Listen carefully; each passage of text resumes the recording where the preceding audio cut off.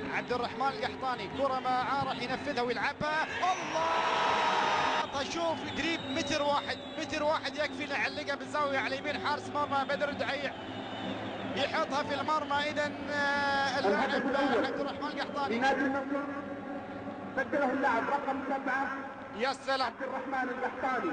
عبد الرحمن القحطاني اذا يسجل اول اهداف اللقاء في الدقيقة السابعة.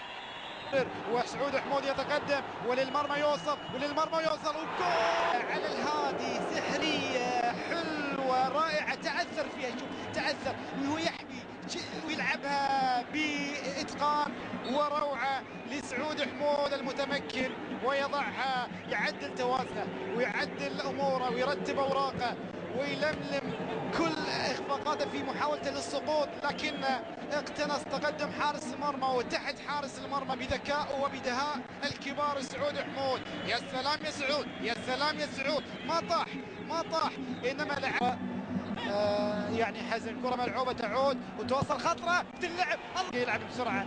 وشوف حسين فلاتة ولحظة ارتخاء نصراوية غير مبررة. شوف حضر. الهدف الأول. يا سلام يا يحيى النعمي، يا سلام يا يحيى النعمي، حضرها لحسين فلاتة وبكل قوة حطها في المرمى. حسين فلاتة يفتلت ايجابيا مع الاداء. وشوف كرة لعبت بدقة من حسين فلاتة. يا سلام يا حسين، ويا سلام يا صانع الكرة اللي هو كابتن الفريق يحيى النعمي بخبرة السنين.